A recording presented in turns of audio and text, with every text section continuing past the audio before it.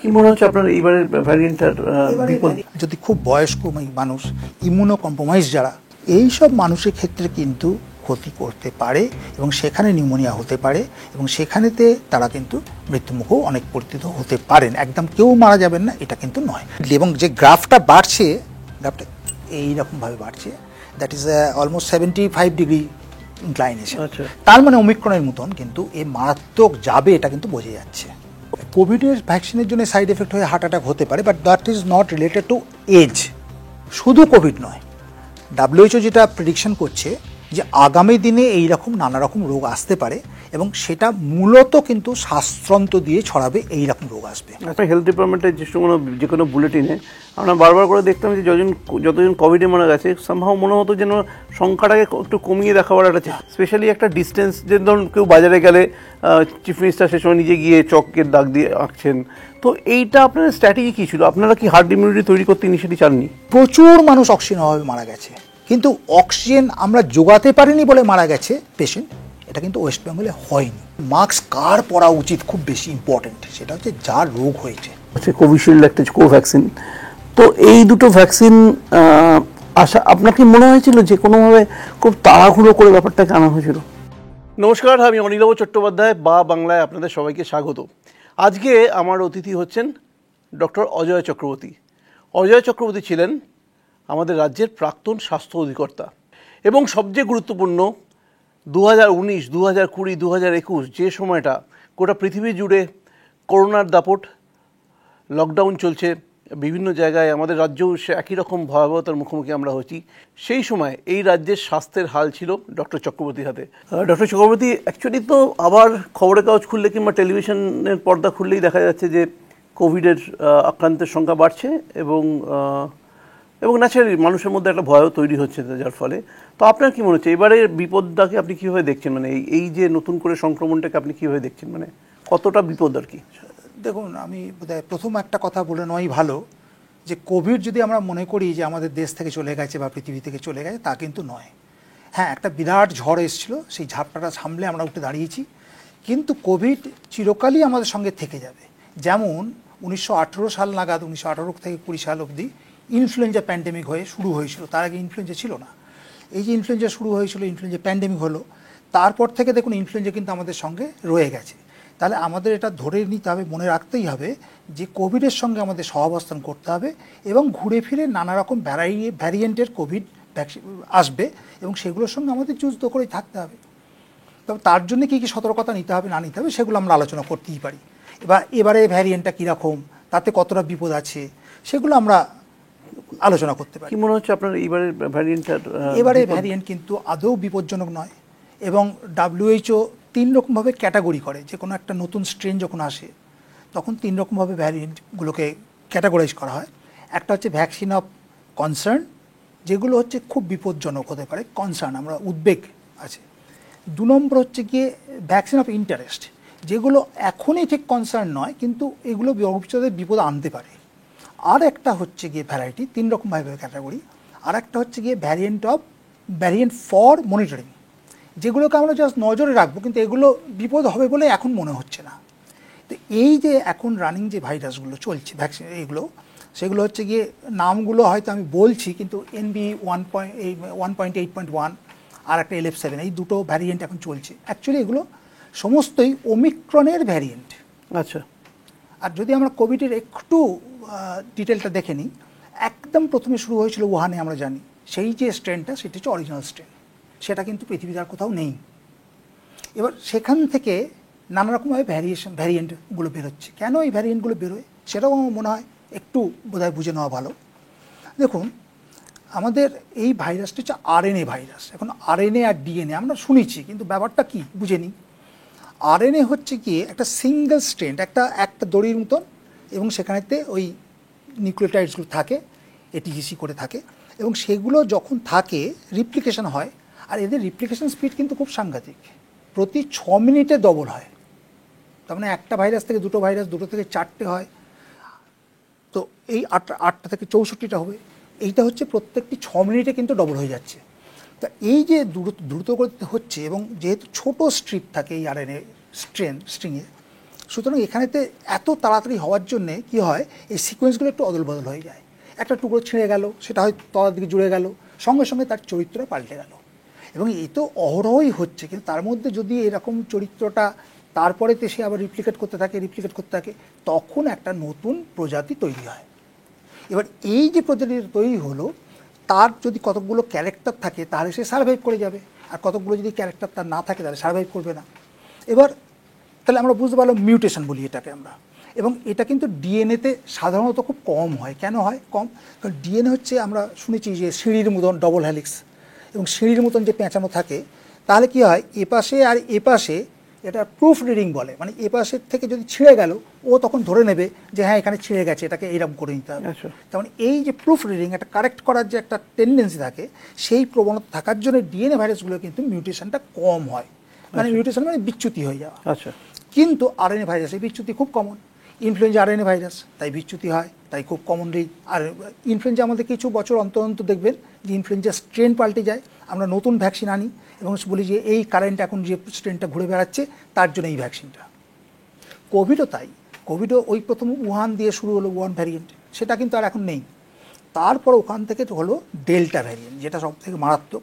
এই ডেল্টা ভ্যারিয়েন্টটা কিন্তু হয়েছিল 2020 সালের অক্টোবরে, ভারতবর্ষ থেকেই প্রথম, মহারাষ্ট্র এই সমস্ত দিকে প্রথম পাওয়া যায়, এবং তারপর থেকে এটা গোটা পৃথিবীকে কাঁপিয়ে দিয়েছিল। আপনারা সবাই জানেন যে সেকেন্ড ওয়েভ যেটাতে একদম প্রচণ্ড মৃত্যুহার এবং প্রচণ্ড সংক্রমণের হার ছিল, এবং বহু লোক সারা পৃথিবী জুড়ে অক্সিজেনের অভাবে, হসপিটালাইজেশনের অভাবে মারা গেছে এই সেকেন্ড ওয়েভে। এই যে ভ্যারিয়েন্টটা ডেল্টা ভ্যারিয়েন্ট এখন কিন্তু খুব বেশি সার্কুলেশনে নেই, আমাদের এখনও পর্যন্ত কোথাও এখনও দেখা যাচ্ছে না। সুতরাং এটা কিন্তু আবার যদি ঘুরে ফিরে আসে, ডেল্টা ভ্যারিয়েন্ট থেকে যদি আবার কোনো একটা সাবটাইপ আসে, তখন সেটা মারাত্মক হলেও হতে পারে। এরপরেই চলে এলো 2021 নভেম্বর থেকে, সেটা হচ্ছে গিয়ে আমাদের এই ওমিক্রন স্ট্রেনটা। এই ওমিক্রন স্ট্রেনটার একটা খুব সুবিধা আছে, এখানে স্পাইক প্রোটিনে বেশ কিছু পরিবর্তন হয়েছে। এই যে আমরা জানি করোনা ভাইরাসের কতগুলো স্পাইক থাকে, যে স্পাইকগুলো দিয়েও রিসেপ্টর সাইটে গেঁথে যায়। এখন এই স্পাইকে কতগুলো পরিবর্তন হয়েছে, তার জন্য কি হয়েছে, ওমিক্রন কিন্তু অলমোস্ট খুব হার্মলেস, ভীষণ দ্রুত ও ব্যাপ্তি হয়, ভীষণ দ্রুত ও মানে ট্রান্সমিশন হয় এদিক থেকে ওদিক, অন্য একজন মানুষের থেকে আরেকজন মানুষ, কিন্তু ক্ষতি কম করে, বিশেষ করে লাংসে খুব বেশি ক্ষতি করে না। এবার এই ওমিক্রন সেই জন্য বেঁচে গেল। কেন বেঁচে গেল? এটাও একটা বেশ মজার গল্প আছে। দেখুন, যে ভাইরাস আমাদের মেরে ফেলে সে ভাইরাস কিন্তু নিজেও বাঁচে না। কেন? তার কারণ হচ্ছে গিয়ে, দেখুন, ভাইরাসকে তো বেঁচে থাকতে গেলে একজন মানুষের থেকে আরেকজন মানুষে যেতে হবে, সেখানে বৃদ্ধি করতে হবে। এবার এই মানুষটা যদি মরেই গেল, তাহলে এখান থেকে আর যাবার সুযোগ পেল না। সেই জন্যে যে ভাইরাস যত তাড়াতাড়ি সংক্রমণ করতে পারবে কিন্তু লোকটার ক্ষতি করবে না, সেই ভাইরাসই কিন্তু ন্যাচারালি বেশি বেঁচে থাকবে। এটা নর্মাল যে কোনো ভাইরাসের ক্ষেত্রে এটা প্রযোজ্য। তো সেই জন্যে ওমিক্রন কী হলো, সব থেকে ফেভারেবল এনভায়রনমেন্ট পেয়ে গেল, ও মানুষকে ক্ষতি করছে না, ইনফেকশন হচ্ছে, হ্যাঁ একটু জ্বর সর্দি কাশি যা হচ্ছে কিন্তু মেরে ফেলছে না। তো সুতরাং সেই অবস্থায় ওমিক্রন কি হচ্ছে, প্রচণ্ড বাড়তে লাগলো, মিউটেশন হতে লাগলো, এবং এখন পৃথিবীতে জুড়ে যত রকম ভ্যারিয়েন্ট দেখছি আমরা, সবটাই কিন্তু এই ওমিক্রনের বংশধর। আচ্ছা। তার মানে প্রথম যে উহান ছিল সে আর নেই, ডেল্টা ভ্যারিয়েন্ট খুব কোথায় গোপনে থাকতে পারে, আমরা এখনও সেটা দেখছি না, তার থেকে কোনো প্রাদুর্ভাব নেই। ওমিক্রন ভ্যারিয়েন্ট যেটা 2022 ধরুন জানুয়ারিতে আমরা এখানে পেয়েছি, খুব প্রচণ্ড, এক দিনে 30,000 35,000 পর্যন্ত কেস হয়েছে আমাদের পশ্চিমবঙ্গে শুধু, এত প্রচণ্ড সংক্রমণ, এবং সেই সংক্রমণ কিন্তু মৃত্যু খুব কম ছিল। তো সেই ভ্যারিয়েন্টের নানা রকম বংশধর এখন এই যে আলটিমেটলি এসছিল XBB বলে একটা ভ্যারিয়েন্ট, সেটাই চলছিল গোটা পৃথিবী জুড়ে, ভারতবর্ষও ছিল। এখন XBBটা ভারতবর্ষে অতটা নেই, এখন এর থেকেই আবার নতুন ডিসেন্ডেন্ট যেটা এসছে ওই LF7 আর NV1.8.1, এই নামগুলোর আমার মনে হয় না কোনো যুক্তি আছে জানার জন্য, এই দুটো ভ্যারিয়েন্ট। মানে মানুষ তো আগে না, কিন্তু ওমিক্রনটা সবাই জানে, এবং এই ওমিক্রনেরই তারা বংশধর, এবং ওমিক্রনের মতনই তাদের সংক্রমণ। এগুলোতে ধরুন স্বাদ যায় না, গন্ধ যায় না, যেগুলো আমাদের কোভিডের প্রথম দিকে ছিল সেগুলো কিন্তু হয় না, বেশি কাশি টাশি হবে না, একটা গলা ব্যথা, জ্বর, একটু মানে অস্বস্তি ভাব এইগুলো থাকবে, কিন্তু এছাড়া আর কিছু হবে না। কিন্তু এই সব কিছু হচ্ছে আমরা কম বয়সীদের তাকেই বললাম, যারা সুস্থ তাদের তাকেই বললাম, কিন্তু যদি খুব বয়স্ক মানুষ, ইমিউনো কম্প্রোমাইজ যারা, অনেক রোগে ভুগছেন, ডায়াবেটিস, হাইপারটেনশন অনেক দিন ধরে ভুগছেন, চিকিৎসা করছেন না, এই সব মানুষের ক্ষেত্রে কিন্তু ক্ষতি করতে পারে এবং সেখানে নিউমোনিয়া হতে পারে এবং সেখানেতে তারা কিন্তু মৃত্যুমুখেও অনেক পতিত হতে পারেন। একদম কেউ মারা যাবেন না এটা কিন্তু নয়। সাধারণভাবে আমাদের যে ভয়টা ছিল কোভিড মানেই যে আতঙ্ক, সেটা পাওয়ার কোনো দরকার নেই। একটা বলা হয়েছিল যে মানে হার্ড ইমিউনিটিটা তৈরি হচ্ছে আর কি, মানে কোভিডের সময় বলা হয়েছিল, তো সেটা কি আমাদের তৈরি? মানে অবশ্যই একটা হার্ড ইমিউনিটি তৈরি হয়েছে। তার কারণ আমরা প্রচুর ভ্যাকসিন দিয়েছি। আমাদের ভারতবর্ষে প্রায় 220 কোটি ডোজ ভ্যাকসিন দিয়েছি আমরা। আমাদের 140 কোটি 142 কোটি পপুলেশন এখন, কিন্তু ওই 2 বার দেওয়া বা কারো 3 বার দেওয়া এইসব মিলিয়ে আমরা 220 কোটি ডোজ ভ্যাকসিন ভারতবর্ষে দেওয়া হয়েছে। সুতরাং এই ম্যাসিভ একটা ভ্যাকসিনেশন হয়েছে। কিন্তু তার সঙ্গে আরও একটা ব্যাপার হয়েছে, অনেকে তো ভ্যাকসিন নেয়নি, কিন্তু ওমিক্রনটা মানে কার হয়নি বলা খুব মুশকিল, এত অ্যাসিমটোমেটিকও হয়েছে যার জন্য হয়তো আপনার কোনো জ্বর সর্দি কাশি আপনি কিছু ফিল করেননি, কিন্তু ওমিক্রনটা হয়ে গেছে। আর একবার যদি ওমিক্রন হয়ে গিয়ে থাকে তাহলে ওমিক্রন আপনাকে ইমিউনিটি দিয়েছে এবং সেই ওমিক্রনের ইমিউনিটি দিয়েই আমরা কিন্তু এখন একটা এই মানে সমস্ত লোকের মধ্যে যে ইমিউনিটি একটা বেশিরভাগ লোকের মধ্যে আছে বলে আমরা বলতে পারি যে there is a herd immunity. আচ্ছা, তো যখন ধরুন মানে এই যে 2020 শুরুর দিকে যখন করোনা ভাইরাসের কথা আমরা প্রথমবার শুনলাম এবং যে বিপদ নিয়ে এলো, সেই সময় আপনি রাজ্যের স্বাস্থ্য অধিকর্তা, তার নিশ্চয়ই একটা ভয়াবহ দিন ছিল সেই সময়টা আর কি। তো সেই সময় কথা বলুন না, মানে যেদিনকে প্রথম শুনলেন কি ইনিশিয়ালি আপনারা কি করলেন, কি সেই সময় ব্যবস্থা নেওয়া হলো, মানে এইগুলো একটু যদি বলেন একটু। ঠিকই, প্রথম কথা দেখুন, মানে এইরকম একটা রোগ হঠাৎ অতর্কিতে যখন আসে এবং আমাদের তো কারোরই কোনো অভিজ্ঞতা ছিল না, কারণ এর আগে জাস্ট লাস্ট যে প্যান্ডেমিক হয়েছিল সেটা কিন্তু সেই 1918 সালে, তখন আমরা কেউ জন্মাইনি। এবার প্লেগ যেটা হয়েছিল আর কি, না ইনফ্লুয়েঞ্জা হয়েছিল, ইনফ্লুয়েঞ্জা, ওকে। এবং ইনফ্লুয়েঞ্জার প্রথম আবির্ভাব হয়েছিল তখন 5 কোটি মানুষ মারা গেছিল পৃথিবী জুড়ে, 5 কোটি। এবারে কিন্তু কোভিডে এখন পর্যন্ত মোটামুটি 70 লক্ষ মানুষ মারা গেছেন মোটামুটিভাবে। তো এই যে বিরাট একটা মানুষ মারা গিয়েছিল, কারণ তখন চিকিৎসা ব্যবস্থা থেকে আরম্ভ করে সমস্ত, এবং ইনফ্লুয়েঞ্জা হয়তো এখন শুনলে মনে হচ্ছে ইনফ্লুয়েঞ্জা হয়েছিল তাতে এমন কিছু, তখন সেই ইনফ্লুয়েঞ্জা ছিল সত্যি মারাত্মক, কারণ কোনো রোগ প্রতিরোধ ক্ষমতা কারো ছিল না।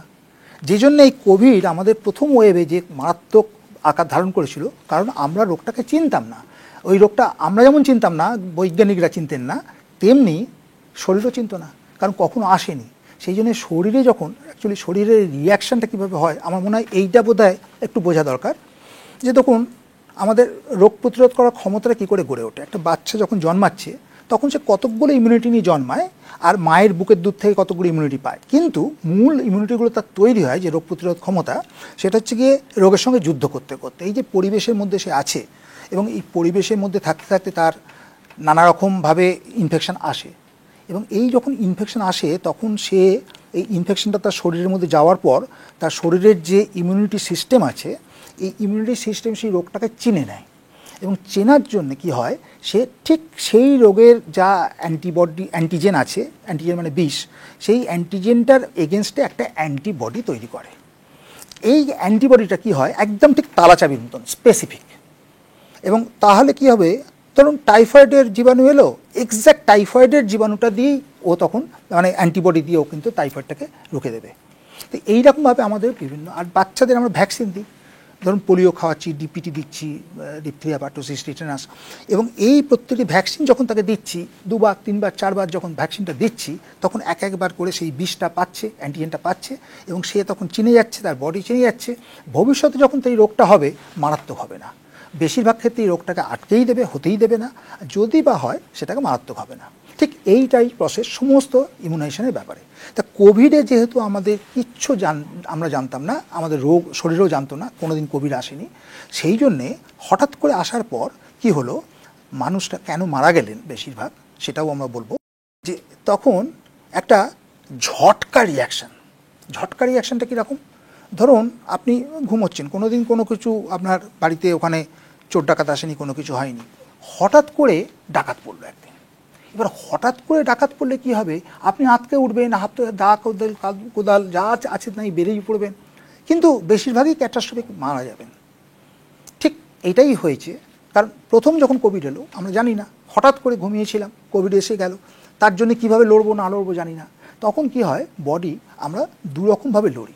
একটা হচ্ছে গিয়ে ভ্যাকসিন বলবো না, ইমিউনিটি, শরীরের রোগ প্রতিরোধ করার ক্ষমতা, স্পেসিফিক অ্যান্টিবডি তৈরি হয়। আর একটা হচ্ছে নন স্পেসিফিক অ্যান্টিবডি। সেটা কি? দেখুন, কতগুলো ওই সেলগুলোকে মেরে ফেলবার জন্য কতগুলো টক্সিন লিবারেট করে শরীর থেকে। তাহলে আমরা দুভাবে হয়, একটা হচ্ছে আমাদের যদি আমাদের চেনা থাকে, আগে থাকতে জানি, তাহলে অ্যান্টিবডি তৈরি হয়ে থাকলে এবার কী হবে, নতুনভাবে এলে হুড় করে অ্যান্টিবডি তৈরি করবে 2-3 দিনের মধ্যে, 4 দিনের মধ্যে, এবং অ্যাকচুয়ালি 5 দিন লাগে হয়তো, এবং সেই অ্যান্টিবডি গিয়ে তাকে কুপোকাত করে দেবে। এটা খুব সুন্দর, দারুণ স্মুথ। কী এরকম, ধরুন আপনার বর্ডার পেরিয়ে যদি হামলাদার হয়, তখন সেখানে কি হয়, সেখানে আমাদের প্রশিক্ষিত সৈনিক থাকে। প্রশিক্ষিত সৈনিক গিয়ে একদম পুরো যা অপারেশন করবে, কি ব্ল্যাক ক্যাট কমান্ডো দিয়ে দিলেন, যা অপারেশন করবে, আপনি কোনো টের পাবেন না, হয়তো নিঃশব্দে আক্রমণ করে চলে আসবে। অ্যান্টিবডি ঠিক সেরকম কাজ করে, কারণ অ্যান্টিবডি একদম প্রশিক্ষিত, ওই বিষটার জন্যে একদম স্পেসিফিক, ঠিক। কিন্তু সাইটোকাইন্স তা নয়। সাইটোকাইন্স হচ্ছে এই দাঁত আসতে হাতুড়ি নিয়ে যা সবাই মিলে আমরা ঝাঁপিয়ে পড়ছি, নন স্পেসিফিক। এবার কি হচ্ছে, তার জন্য যুদ্ধ হচ্ছে। যেহেতু এরা অত বেশি এফিশিয়েন্ট নয় এবং অনেক সেলকে মেরে ফেলছে, নিজেরাও তার জন্য কোলাটারাল ড্যামেজ করছে। কি কোলাটারাল ড্যামেজ করছে? তার নানা রকম রক্ত সঞ্চন হয়ে যাচ্ছে, রক্ত জমাট বেঁধে যাচ্ছে, বিভিন্ন অর্গান ড্যামেজ হচ্ছে, এবং সেই জন্য কিডনি, হার্ট, ব্রেন, লাং বিভিন্ন ড্যামেজ হচ্ছে। এবং সেই সমস্ত ড্যামেজ হতে গিয়ে কী হচ্ছে, সেই মানুষের যদি অলরেডি কিডনিটা কম্প্রোমাইজ থাকে, ধরুন একটা ক্রনিক কিডনি ফেলিওর আছে, ক্রনিক হার্ট ফেলিওর আছে, ডায়াবেটিস আছে, তাদের কি হয়, এই জিনিসটা তখন এই সাইটোকাইন স্টর্ম যেটা আমরা বলি, এই সাইটোকাইন স্টর্মটা তখন তাদের খুব ক্ষতি করে, এবং তখন তারা আর কোপ আপ করে উঠতে পারে না। কিডনি আর তখন সহ্য করতে পারছে না। নর্মাল কিডনি কি করে, তার 2 গুণ 4 গুণ 5 গুণ ক্ষমতা বাড়িয়ে নর্মাল একজন মানুষের কিডনি সে কিন্তু কোপ আপ করে নেয়, সে সহ্য করে নেয়, সেটাকে মানিয়ে নিতে পারে। কিন্তু যার অলরেডি কম্প্রোমাইজ কিডনি, সে আর মানাতে পারলো না, কিডনি ফেলিওর হয়ে মারা গেল। এখন দেখবেন যে সেই সময় আমরা বহু রোগী, কোভিডে যারা মৃত্যু হয়েছে, তাদের নিয়ে একটা সাধারণ মিডিয়া প্রেস বলবো বা জনগণ বলবো, তাদের সঙ্গে সরকারি পক্ষর ডাক্তারদের মধ্যে বা সরকারি পক্ষের সঙ্গে একটা ঝগড়া চলতো বোধহয়। কী ঝগড়া চলতো? আমরা কেবল বলতাম, আমি যেহেতু সেই সময় ওখানেই ছিলাম, আমরা বলতাম কোমরবিডিটির জন্য মারা গেছে, আর সেটা হচ্ছে প্রশ্ন করতাম এটা নিয়ে। হ্যাঁ, এটা খুব কমন জিনিস, কিন্তু মানে খুব ভালো করে ক্লিয়ারলি বোঝা যাক যে কোভিডের জন্যই মারা গেছে, এটা নিশ্চয়ই কোভিড এসছে বলে তার কিডনিটা আর কম্প্রোমাইজ। কিন্তু যদি কিডনিটা তার ঠিক থাকতো, সে কিন্তু মরে যেত না। এটা ভালো করে বুঝতে হবে। এক্স্যাক্টলি কোভিড কী করে মারলো? কোভিড কিন্তু মারিনি। কোভিডের পর কোভিড ঢুকলো, তার জন্য রিয়াকশন হলো, সাইটোকাইন্স বেরোলো, এবং সাইটোকাইন্স বেরিয়ে কিডনিটা সবাইকেই ড্যামেজ করে, কিডনিকেও ড্যামেজ করছে, কিন্তু কিডনিটা তার অলরেডি হাফ ফাংশনিং, এ আর নিতে পারলো না। তাহলে এই পেশেন্টটা যদি কোমরবিডিটি না থাকতো, তাহলে কিন্তু এই কোভিড থেকে সে বেঁচে ফিরে আসতো। তাহলে এবার এই রোগীটাকে আপনারা দুটোই নিশ্চয়ই, মানে এই কিডনি ইনজুরি ছিল বলে তার সঙ্গে কোভিড এসে মেরে দিল। কার জন্য কতটা কন্ট্রিবিউটিং ফ্যাক্টর বলা খুব মুশকিল। মানে এটা আমরা দেখতাম যে সেই সময় হেলথ ডিপার্টমেন্টের যে কোনো বুলেটিনে আমরা বারবার করে দেখতাম যে যতজন কোভিডে মারা গেছে, সম্ভব মনে হতো যেন সংখ্যাটাকে একটু কমিয়ে দেখাবার একটা চেষ্টা হচ্ছে। এইটা হয়তো আপনাদের মনে হচ্ছে, কিন্তু আমি আপনাদেরকে বলছি যতজন মারা গেছে, একটু যদি বলে নিই পশ্চিমবঙ্গের তথ্যটা, যে সেই সময় আমাদের 10% মারা গেছে 45-এর কম বয়সে। কিন্তু কম বয়সে, 45-এর কম বয়সে প্রচুর মানুষের কোভিড হয়েছে, তারা মারা যায়নি কেন? কোভিডের জন্য যদি মরতো, এবং কোভিডের তো যেহেতু রোগ প্রতিরোধ ক্ষমতা নেই, তাহলে সেক্ষেত্রে কিন্তু একজন বয়স্ক, একজন বাচ্চা, একজন একই রকম হবে বডির রিয়াকশন। কি করবে? নতুন করে একজন বাচ্চা, মানে একজন ইয়ং বয়স, ধরুন 30 বছর, 35 বছর, 25 বছর, সে বাঁচবে কি করে? একই রকম তো, যেমন সাপে কামড়ালে একজন 25 বছরের আর একজন 65 বছরের মধ্যে তফাৎ হয় না, যেহেতু বিষটার কোনো অ্যান্টিবডি আমাদের শরীরে নেই, সুতরাং কোনো প্রবলেম হবে, তফাৎ হবে না। কিন্তু কোভিডেও সেরকম তফাৎ হওয়ার কথা নয়। কিন্তু তফাৎটা কোথায় হয়ে গেল? মাত্র প্রচুর মানুষের কিন্তু এই 45 বছরের মধ্যে ইনফেকশন হয়েছে, কিন্তু মাত্র 10%, টোটাল মৃত্যু যদি দেখি মাত্র 10% তার মধ্যে মারা গেছে। 45 থেকে 60 বছরের মধ্যে মারা গেছে 25% টোটাল মৃত্যুর। তার মানে 35% গেল, ধরুন 1/3, আর বাকি 2/3 মারা গেছে 60-এর ওপর। কিন্তু 60-এর ওপরে মানুষ অত বেশি বাইরে বেরোয় না। 60-এর ওপরে মানুষের যদি টোটাল আমরা সংখ্যা দেখি, তাহলে কিন্তু অনেক কম সংখ্যায় মানুষের মধ্যে হয়েছে, তাদের মধ্যে মৃত্যু হারটা এত বেশি কেন? কারণ হচ্ছে এই 60-এর ওপরে বেশিরভাগই অনেকেরই হাইপারটেনশন, ডায়াবেটিস, কিডনির রোগ, নানা রকম রোগ আছে। এবং আপনাকে এটাও বলছি যে কোমরবিডিটি নিয়ে যারা মারা গেছেন, তাদের সংখ্যা হচ্ছে 70%। এই টোটাল যে মারা গেল তাদের মধ্যে মাত্র 30% কোমরবিডিটি ছিল না, 70% কোমরবিডিটি ছিল। এবার বোঝা গেল তাহলে কোমরবিডিটা মানে, কিন্তু এটা কোনো গা ছেড়ে দেওয়ার দরকার নেই, মানে ব্যাপারটা বুঝুন, কোমরবিডিটি থাকাটাও একটা খুব খারাপ। এবং আমরা বারবার বলছি, এখনও WHO রেকমেন্ডেশন হচ্ছে কোমরবিডিটি থাকলে এবং বয়স বেশি হলে তাকে ভ্যাকসিন দাও, প্রিকশনারি ডোজটা। এবং মানে অন্যদের যে প্রিকশনারি ডোজ নেওয়ার অত বেশি দরকার তা নয়, কিন্তু এদের সতর্ক থাকতে হবে, অনেক বেশি প্রিকশন রাখতে হবে, কারণ তাদের মধ্যে ভালনারেবিলিটি, মৃত্যুর হার, মৃত্যুর সম্ভাবনা অনেক বেশি। কারণটা হচ্ছে এই, মানে এখনো কি এই যে ভ্যাকসিন ড্রাইভ যেটা সেই সময় ছিল সেটা কি এখনো চলে? দেখুন ভ্যাকসিন এখনো দেওয়া হয়, কিন্তু এখন ব্যাপারটা হচ্ছে গিয়ে যে আমরা 2টো ডোজের পর সবাইকে তো ডোজ দিচ্ছি না, আমরা শুধু প্রিকশনারি ডোজ তাদেরই দিচ্ছি যারা অ্যাডেড রিস্কে। কি অ্যাডেড রিস্ক? যেমন যারা হেলথ ওয়ার্কার, যারা দিনরাত রোগী নিয়ে ঘাঁটছে, ডাক্তার, সিস্টার, এটা আছে। আর হচ্ছে গিয়ে যারা সত্যি এই বয়স্ক, কোমরবিডিটি আছে, এই রকম যারা, তাদের আমরা কিন্তু এই প্রিকশনারি ডোজটা রেকমেন্ড করছি। আপনার কি মনে হয় যে নিউবর্ন বেবির ক্ষেত্রে এই ভ্যাকসিনটা কি খুব জরুরি? হ্যাঁ, খুব ভালো প্রশ্ন করেছেন। তো আমি মনে হয় যে হার্ড ইমিউনিটি জিনিসটা কি, এটা একটু আমরা বুঝে নিই প্রথম, তারপর আমরা ব্যাখ্যায় যাব।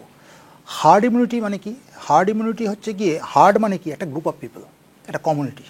তা এই যে কমিউনিটির মধ্যে যদি সংক্রমণের মানে প্রতিরোধ থাকে, প্রতিরোধ ব্যবস্থা থাকে, তাহলে সবাইকে ভ্যাকসিন নিতে হবে না। তার মধ্যে যদি 1-2 জন টিকে না নেয়, তাদের মধ্যে ভালনারেবল থাকে, তারও কিন্তু রোগটা হবে না। সেই রোগ কিন্তু সে রোগ হবে না, সেই মানুষটি কিন্তু protected by the surrounding community. এটা কেন, কিভাবে হয়, আমি একটু বুঝিয়ে বললে আর একটু ভালো হবে। ধরুন আমার একটা সর্দি কাশি হয়েছে, সিম্পল, কোভিডের মতন। আমি যদি একটা ঘরের মধ্যে ঢুকি, তাহলে আমার থেকে, ধরুন আপনি আমার পাশে আছেন, তারপর উনি একজন আছেন, তারপর তিনি একজন আছেন, আর ঘরের মধ্যে 50 জন লোক আছে। তা আমার আশপাশে যারা আছেন 10-15 জন, 20 জনকে আমি কিন্তু মানে ট্রান্সমিট করে দেবো আমার ড্রপলেট। কিন্তু তাদের মধ্যে এই যে 15 জনকে দিলাম, তাদের মধ্যে হয়তো 5 জনের প্রতিরোধ ক্ষমতা আছে, বাকি 10 জনের প্রতিরোধ ক্ষমতা নেই। এই 10 জনের মধ্যে রোগটা হবে, 10 জনের সবাইকার সিরিয়াস হবে না, হয়তো 4-5 জনের সিরিয়াসলি বোঝে যাবে রোগটা হয়েছে, আর 4-5 জনের সাবক্লিনিক্যাল হয়ে থেকে যাবে। তা আমরা দেখবো যে আলটিমেটলি এই 15 জনের মধ্যে 5 জনের রোগটা হয়ে গেল আমি যখন ঢুকলাম, এটাই আমরা বাস্তবে দেখি। কিন্তু তার মধ্যে 5 জনের হবার কোনো সম্ভাবনাই ছিল না, তারা প্রোটেক্টেড, তাদের ইমিউনিটি আছে, আর বাকি 5 জন কোনোভাবে তাদের অল্প সাবক্লিনিক্যাল হলো। কিন্তু যখন আমার এই ঘরটার মধ্যে 50 জনের মধ্যে ধরুন 45 জনই ইমিউন, তাদের মধ্যে রোগ হবে না, এরকম যদি থাকে, তখন আমি ওই কোণেতে একজন মানুষ আছেন যিনি কিন্তু ভালনারেবল, সরাসরি আমার ড্রপলেটটা গিয়ে তাকে আক্রমণ করবে সম্ভাবনা কম। এবং আমার থেকে আরেকজনের, তার থেকে তার কাছে যে পৌঁছবে, একদিনে হয়তো ওই মুহূর্তে ঘরের মধ্যে হয়তো নয়, কিন্তু একজনের রোগ হলো, তার থেকে আরেকজনের হলো। যেহেতু আমার আশপাশের লোকেদের রোগ হবার সম্ভাবনা নেই, সুতরাং ওই মানুষটাও কিন্তু রোগ হবে না, কারণ আমার সঙ্গে ডিরেক্ট কন্ট্যাক্ট তার হবার সম্ভাবনা যেহেতু কম। কারুর হবে না তা নয়, কিন্তু নর্মালি সে যেমনি 100% হওয়ার চান্স ছিল অন্য সময়, আমার কাছে থাকলে, দূরে আছেন বলে তার মধ্যে এত ব্যারিয়ার রয়েছে, এতজনের মধ্যে প্রোটেকশন রয়েছে, তাহলে তার হবে না। এই যে তিনি প্রোটেক্টেড রইলেন ইন এ কমিউনিটি, যতক্ষণ উনি কমিউনিটির মধ্যে রইলেন, তাহলে প্রোটেক্টেড বাই দি কমিউনিটি, এটাকে বলা হয় হার্ড ইমিউনিটি।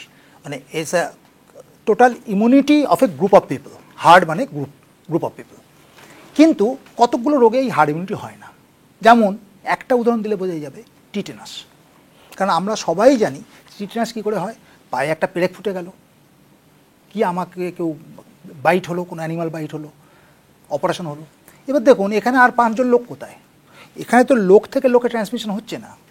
তা আমার পেরেক ফুটলে আমার 5 জন যদি সবাই প্রোটেক্টেড থাকে, আমি তো প্রোটেক্টেড নই, আমার তো পায়ে পেরেক ফুটবে। তাহলে এই ক্ষেত্রে এই টিটেনাস রোগ মতন রোগ কখনো কোনো দিন হার্ড ইমিউনিটি হবে না। বোঝা গেল? তাহলে আমি যদি ভ্যাকসিনেটেড হই, আমি প্রোটেক্টেড, কিন্তু আমি গ্রুপ অফ পিপল দিয়ে প্রোটেক্টেড নই, কারণ মানুষ থেকে ট্রান্সমিশনটা হচ্ছে না। কোভিডের ক্ষেত্রে হার্ড ইমিউনিটি ভীষণ ভালো কাজ করে। যে কোনো রেসপিরেটরি ইলনেসে হার্ড ইমিউনিটি খুব ভালো কাজ করবে, ইনফ্লুয়েঞ্জা বলুন যে কোনো। কিন্তু ঘটনা হচ্ছে গিয়ে এই হার্ড ইমিউনিটিটা আনতে গেলে যে মূল্য দিতে হবে, সেইটা কিন্তু বড় ভয়ঙ্কর। ভালো করে বুঝুন যে আমি হার্ড ইমিউনিটি তৈরি করছি, যেটা বিদেশে প্ল্যান করেছিলেন, আমি বলবো ইউরোপিয়ান কান্ট্রিজগুলো, আমেরিকা, সমস্ত জায়গায় তাই হয়েছিল।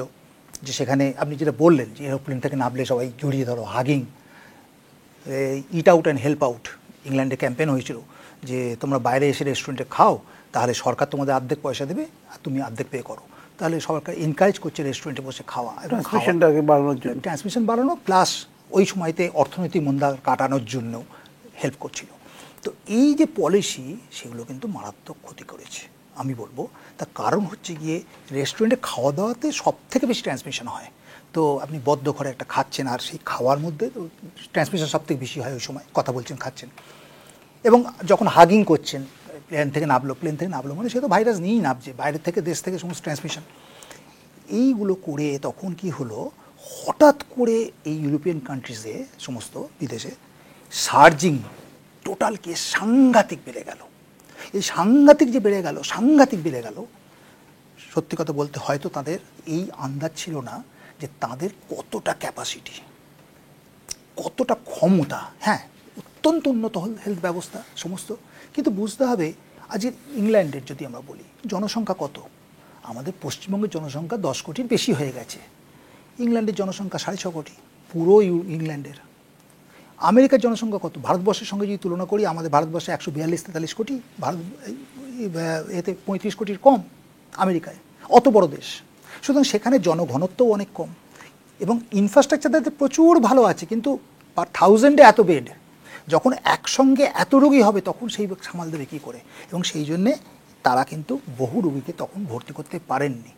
তাদের টেস্ট ক্যাপাসিটি প্রচুর বাড়িয়েছেন, প্রচুর টেস্ট করেছেন, প্রচুর কেস ডিটেকশন করেছেন, কিন্তু এই যে বিশাল চাপ, এই চাপটা তারা সত্যি সত্যি নিতে পারেননি। এবং সেই চাপ না নিতে পারার জন্য, এবং আরও একটা ব্যাপার সেটা বলবো আমরা আমাদের পলিসির মধ্যে বলবো, দেখুন আমরা কিন্তু একদম প্রথম থেকে ভারতবর্ষ একদম মানে বিমান বন্ধ করে দেওয়া হলো, বিমান থেকে কেউ আসতে পারবে না, তাদেরকে সমস্ত বিমান থেকে যারা নামবে তাদেরকে টেস্ট করে, তাদেরকে কন্ট্যাক্ট ট্রেসিং করে, তাদেরকে ফলো আপ করে, তাদেরকে ঘরবন্দি রেখে আমরা তাদের থেকে 10 দিন 12 দিন ফলো আপ করে, একটুও যদি কোনো সিমটম পাওয়া যায় সঙ্গে সঙ্গে সে কার কার সঙ্গে মিশেছে তাদের প্রত্যেককে কিন্তু আমরা আইসোলেশন এবং তাদের টেস্টিং এবং তাদের যেরকমভাবে কোয়ারেন্টাইন করা সেরকমভাবে কোয়ারেন্টাইন করলাম। এবং যারা ট্রেন থেকে এসছে, আমরা সেই সময় মানে আমি স্বাস্থ্য ভবনে বলছি আপনাকে 24 জনের টিম তৈরি করে দিয়েছিলাম, দিনরাত তারা থাকতো, কোনো একটা ট্রেন থেকে নেমেছে তার পজিটিভ হয়েছে, এবং সঙ্গে সঙ্গে সেই কোচের প্রত্যেকের আমরা রেলের সঙ্গে যোগাযোগ রেখেছিলাম, তাদের কাছ থেকে প্রত্যেকের রিজার্ভেশনের টিকিট এবং তাদের টেলিফোন নাম্বার আমরা কালেক্ট করতাম, প্রত্যেকে কন্ট্যাক্ট করতাম এবং প্রত্যেকে কন্ট্যাক্ট করে আমরা তাদেরকে ফলো আপ করে রাখতাম 10 দিনের জন্য। এবং সেই 10 দিন একদম এই আমাদের 24 জনের টিম তাদের ফলো আপ করতো। সেই ফোন অনেকেই পেয়েছে সেই ফোন অনেকেই পেয়েছে। আর ফ্লাইটে যেটা ছিল 3টে রো আগে 3টে রো পেছনে এইরকমভাবে আমরা ফ্লাইটে যে যারা এসছে তাদের নাম নিতাম, নিয়ে সমস্ত কিছু করতাম। যাই হোক, এখন এই যে কন্ট্যাক্ট ট্রেসিংটা করে আমরা যে আইসোলেশন করে এবং কোয়ারেন্টাইন করে কি বেনিফিট পেলাম, দুটো বেনিফিট পেলাম। এক হচ্ছে র্যাপিড ট্রান্সমিশনটা হলো না, আটকে গেল। 2 নম্বর হচ্ছে কি জানেন তো, এই যে র্যাপিড ট্রান্সমিশন না হওয়ার জন্যে খুব ধীরে ধীরে একটা দুটো করে কেস হচ্ছে, আমাদের এই ওয়েভটা অনেক দিন দেরি করে গেল। যেখানে ওদের ওয়েভ হয়েছিল ফেব্রুয়ারি মার্চে, 2020 সালের জানুয়ারি থেকে মোটামুটি সব জায়গায় কেস আরম্ভ হলো, কিন্তু এই ওদের ফেব্রুয়ারি মার্চেই একটা র্যাপিড সার্চ হলো। আর আমাদের এপ্রিল মের পরে আস্তে আস্তে গিয়ে মে জুন জুলাই, আমাদের জুলাইতে গিয়ে পিকটা দাঁড়াচ্ছিল। অ্যাকচুয়ালি পিক দাঁড়িয়েছে অক্টোবরে 2020-তে। কিন্তু এই যে এতদিন আমরা 4-5 মাস সময় পেলাম, তাদের দুটো বেনিফিট হলো, 2 বা 3টে। প্রথম যেটা বেনিফিট হলো, দেখুন কোভিড রোগ আমরা কিছু জানি না, কোভিড একদম অজানা রোগ, কী করব, কী চিকিৎসা করব, ঠিক রোগটার প্রসেস কী, মানে normal natural course of disease বলা হয়, ন্যাচারাল হিস্ট্রি, যে রোগটা ন্যাচারালি কীভাবে এগোয়, কী কাজ করে, শরীরের মধ্যে কী ঘটনা ঘটে, কেউ কিছু জানতাম না। কিন্তু সারা পৃথিবী জুড়ে রিসার্চ হচ্ছে, সারা পৃথিবী জুড়ে গবেষণা হচ্ছে, আর সেই গবেষণা একদম তখন জার্নালে মানে ভরে গেছে, সমস্ত জার্নালে আর্টিকেল। আমরা সেই জার্নাল পড়ছি, আমরা জ্ঞান সঞ্চয় করছি এবং আমরা কিন্তু বসে বসে আমাদের জ্ঞানটাকে সমৃদ্ধ করছি। এটা ভীষণ ইম্পর্টেন্ট যে আমরা কিন্তু যখন যুদ্ধ করতে নামলাম অ্যাকচুয়ালি, তখন আমরা কিন্তু অনেক বেশি ইকুইপড, আমরা ট্রেনিং পেয়ে গেলাম, 1 নম্বর। তাহলে নলেজ পেলাম সায়েন্টিফিক। 2 নম্বর হচ্ছে এই নলেজটা আমরা কিন্তু আমাদের স্বাস্থ্যকর্মীদের পার্কুলেট করলাম, তাদের ট্রেনিং দিলাম, সমস্ত কিছু হ্যান্ডস অন দিলাম এবং অনেক ইনফ্রাস্ট্রাকচার তৈরি করলাম, আমরা হাসপাতাল তৈরি করলাম, বেড তৈরি করলাম, প্রাইভেট হসপিটাল অ্যাকুইজিশন করলাম, এবং সেই সমস্ত করে আমরা কিন্তু আমাদের বেডের সংখ্যা অনেক বাড়ালাম, এবং কোভিডের ট্রিটমেন্টের জন্য যে CCU bed, critical care unit, এই সমস্ত অক্সিজেন বেড, এগুলো আমরা অনেকখানি বাড়িয়ে তুললাম, এবং সমস্ত জায়গায় আমরা একটা সাংঘাতিক ভালোভাবে প্রস্তুতি নিতে পারলাম, কারণ আমাদের ক্যাপাসিটি কম, আমরা আগে থাকতে প্রস্তুত কতটা ছিলাম। সুতরাং সেইখানতে আমরা কিন্তু আমাদের ক্যাপাসিটিটাকে অনেক ভালো আপডেট করলাম।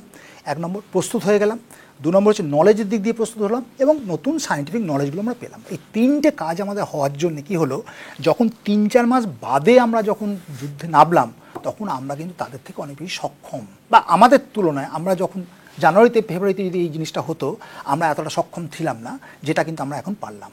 আর একটাও কথা বলবো, যে উনি বলতে পারেন যে ফেব্রুয়ারিতেও যদি হতো, আচ্ছা ঠিক আছে হলো, কি ততক্ষণে জুলাইয়ে গিয়ে সক্ষম হতাম না। এই রুগীগুলোকে যদি সামলাতে হতো, তাহলে এই ইনফ্রাস্ট্রাকচার ডেভেলপমেন্টের দিকে আমরা ধ্যান দিতে পারতাম না।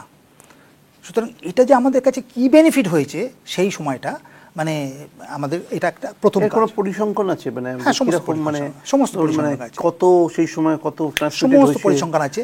আমি দেখুন সমস্ত আমি বলছি আপনাকে, সমস্ত পরিসংখ্যান আছে। অ্যাকচুয়ালি WHO ওয়েবসাইটে যদি যাওয়া যায় ইন্টারন্যাশনাল, সেখানে কোভিড দিয়ে আমরা দেখলেই দেখতে পাবো এই ওয়েবগুলো, মানে ইউরোপের ওয়েব, আমেরিকার ওয়েব, সমস্ত ওয়েবগুলো একদম পুরো গ্রাফিক্যালি আছে, বার ডায়াগ্রাম করে, যে একদম পুরো ধরুন 2020 সালের 5-7 তারিখ জানুয়ারি থেকে আরম্ভ হয়েছে এখনো পর্যন্ত। ইউ ক্যান সি টু, মানে ইয়েস্টারডে অলসো, ঠিক আছে। এইটা ওই প্রতি 7 দিন 10 দিন বাদে রিপোর্টগুলো আসে, এবং সেইভাবে আপনার কেস, ডেথ সব কিছু দেখতে পাবেন, যে কোন জায়গায় কত ডেথ হয়েছে, কোন জায়গায় কত কেস হয়েছে, এভরিথিং ইউ ক্যান সি। সবচেয়ে বেশি কোথায় হলো, মানে দেখুন সব থেকে বেশি যদি বলেন এরকমভাবে, তো আমি বলছি আপনাকে, সেটা হচ্ছে দেখুন আমরা তো নানা রকম পরিসংখ্যান আছে, আমি যেটা হয়তো আপনাকে বলবো, যে দেখুন আমরা কেস ফ্যাটালিটি রেট নিয়ে যদি কথা বলি, এটা একটা ভালো পরিসংখ্যান, যে কতজন রুগীর মধ্যে কতজন মারা গেছে।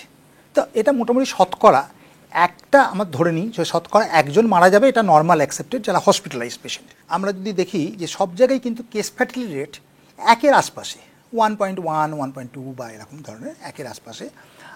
ইংল্যান্ডে হয়তো একটু কম, সামান্য 0.8, 0.9। কিন্তু একটা কথা মনে রাখতে হবে, যে এইটাতে আমরা কত কেস ধরছি, ডিটেক্ট করছি, তার উপর ডিপেন্ড করে। কারণ যত কেস ধরছেন সেটা ডিনোমিনেটর তলায় বসে, তো তাহলে ভগ্নাংশটা কমে যায় সংখ্যাটা। আমেরিকা, ইংল্যান্ড বা বিদেশি বা যারা উন্নত দেশ, তারা কিন্তু অনেক বেশি টেস্ট করতে পেরেছে। আমরা টেস্ট করেছি অনেক, পরে আমরা টেস্ট ক্যাপাসিটি বাড়িয়েছি, কিন্তু ইনিশিয়ালি আমরা অত টেস্ট করতে পারিনি। 2 নম্বর, এটাও ছিল না সে সময়, এটা বড়। এবং এটাও ঘটনা, সত্যি সত্যি যত টেস্ট, মানে বারবার WHO আমাদের এত টেস্ট করো, অত টেস্ট করা আমাদের ক্যাপাসিটিও ছিল না, এবং তখন আমি বলবো সত্যি কথা কি, হয়তো তার প্রয়োজনও ছিল না, আমার যেটা ব্যক্তিগত মনে হয়। কারণ আপনার অলমোস্ট সিমটম আছে, সিমটম নেই, খুব কম বোঝাই যাচ্ছে আপনার কোভিড, আপনি টেস্ট করে আর একটা সংখ্যা বাড়তে পারে, ঠিক আছে, কিন্তু অ্যাপারেন্টলি আর যদি কিছু প্রবলেম আপনার না থাকে, তাহলে আপনি টেস্ট করুন আর না করুন, দ্য ট্রিটমেন্ট ইজ সেম। এবং যে কোনো এপিডেমিক, যে কোনো একটা জনস্বাস্থ্যে যখন একটা এপিডেমিক হয়, তখন এটা নর্মাল স্ট্যান্ডার্ড নিয়ম, এটা স্ট্যান্ডার্ড WHO যেটা নিয়ম সব জায়গায়, যে আপনি ওই সময়েতে তখন প্রচুর ম্যালেরিয়া হচ্ছে, সেই সময় যদি খুব হাই ফিভার নিয়ে আসে, আর ম্যালেরিয়ার সিমটম 2-1টা, মাথা যন্ত্রণা, কাঁপুনি, যে জ্বর, এরকম 1-2 সিমটম আর যদি আছে, you need not do any test. তার কারণ যে সময় এই রোগটা প্রচুর লোকের হচ্ছে, এবং আপনি সেই এলাকায় ডায়াগনোস করে নিয়েছেন এখানে ফ্যালসিফার ম্যালেরিয়া হচ্ছে, আপনি সেখানে ডায়াগনোজ অনেক পেশেন্টের ব্লাড, তখন প্রত্যেকটি পেশেন্টের কিন্তু দরকার নেই, কারণ এটা বলা হয় এপিডেমিওলজিক্যালি লিঙ্কড কেস, মানে ওই সময় জনস্বাস্থ্যের জায়গায় ওইখানকারই একজন মানুষ, তার ওই রোগটাই হওয়ার সম্ভাবনা বেশি। যেমন ডায়রিয়া, একটা বাড়িতে ডায়রিয়া হয়েছে, ধরুন সিন্নি খেয়ে বা কোনো কিছু একটা জলের জন্যে, তো সেখানে ডায়রিয়া হয়েছে কয়েকজনের, পাশের বাড়িতে ডায়রিয়া হলো, তার পাশের বাড়ি ডায়রিয়া হলো, প্রত্যেকের টেস্ট করে কোনো লাভ নেই, দরকারও নেই, এবং এটাই কিন্তু স্ট্যান্ডার্ড WHO প্রোটোকল। সুতরাং আপনি প্রথমে একবার প্রমাণ করে দিন, 1-2 জায়গায়, আবার দুটো বাড়ি জায়গায় আরেকটা করে দিন টেস্ট, ঠিক আছে, তারপর প্রত্যেকবারই প্রত্যেক রোগীর টেস্ট করার দরকার নেই, আপনি ওইভাবেই ট্রিটমেন্ট করুন। তা এটাই কিন্তু নিয়ম। তো কোভিডের সময়ও আপনি যদি কোভিডের সিমটম নিয়ে আসে, প্রত্যেককে ধরে ধরে টেস্ট করতে হবে, এটা যদিও তখন WHO বলেছে, বাট আই ক্যানট, মানে আমি হয়তো অত জানি না, অত জ্ঞান নেই আমার, কিন্তু নর্মাল প্রোটোকল বেসড হয়ে আমার মনে হয় না তাতে কোনো বাড়তি কিছু উপকার হবে।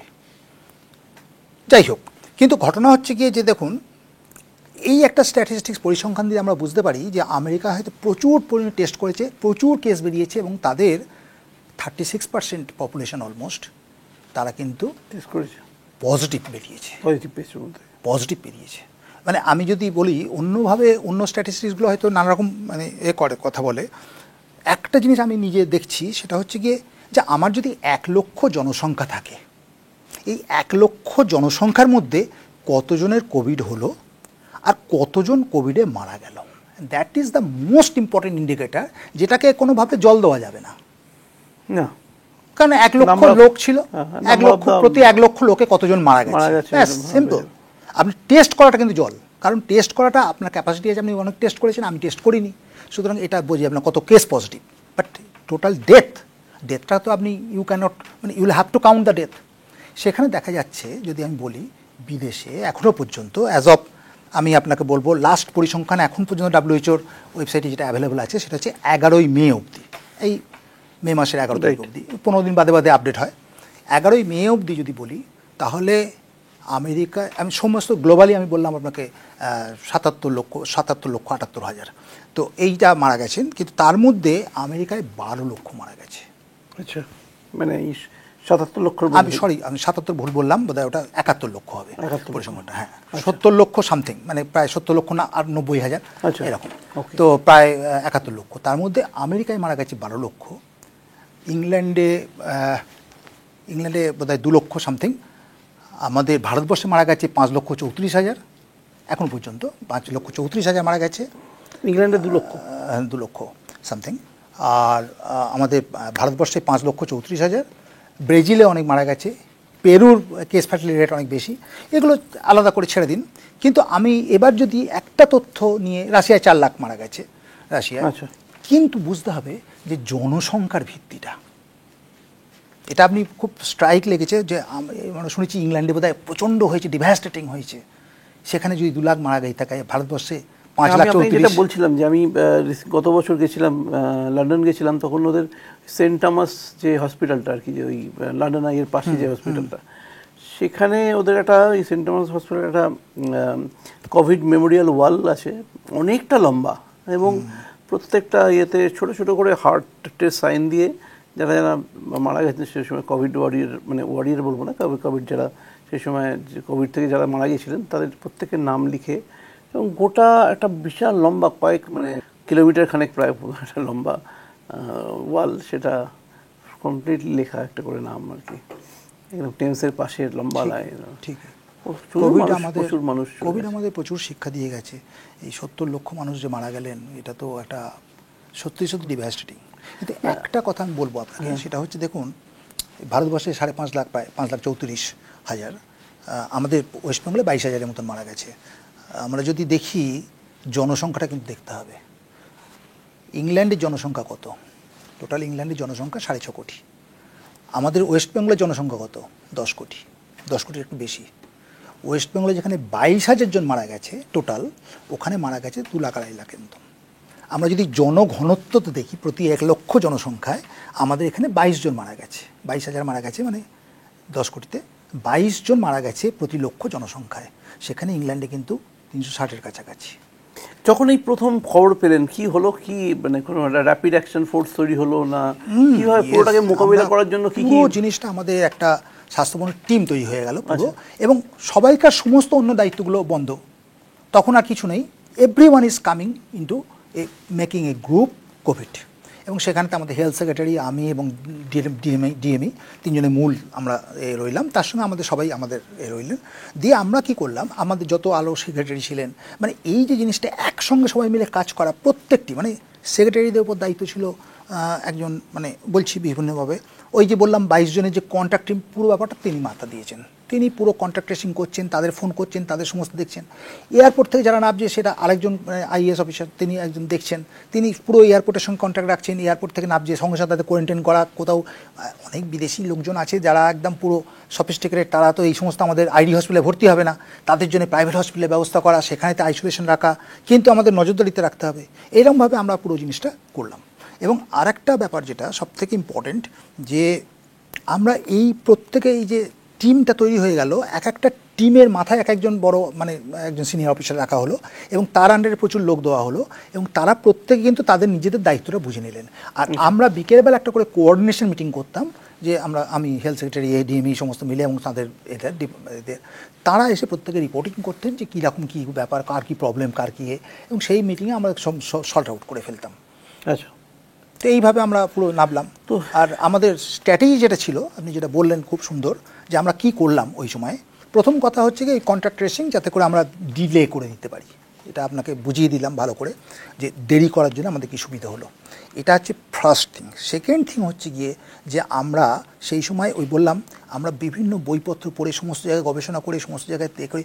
আমাদের একটা মানে কয়েকজন মেডিকেল কলেজের প্রফেসর, স্কুল অফ ট্রপিক্যাল মেডিসিনের ডক্টর বিভূতি সাহা, আমাদের ডক্টর সৌমিত্র ঘোষ এসএসকেএমের তখন হেড অফ দি ডিপার্টমেন্ট ছিলেন, আর স্কুল অফ ট্রপিক্যাল মেডিসিনের ডক্টর বিভূতি সাহা, এরা একদম দিকপাল, তারা মানে গোটা ইন্ডিয়ার সঙ্গে যোগাযোগ রাখতেন, আমাদের সমস্ত তাদের সঙ্গে যোগাযোগ রেখে সমস্ত কিছু আপডেট নিয়ে আমরা প্রথমে একটা মডিউল তৈরি করলাম এবং এই মডিউলটায় আমরা পুরো খুব সহজবোধ্য ভাষায় সহজভাবে মডার্ন নলেজগুলো নিয়ে আমরা ঠিক প্রোটোকল তৈরি করলাম যে কী করতে হবে না করতে হবে, প্রথমে টেস্ট কী করতে হবে, আইসোলেশন কী করে করতে হবে, কোয়ারেন্টাইন কী করতে হবে, আর ইনফ্রাস্ট্রাকচারগুলো ডেভেলপ করলাম।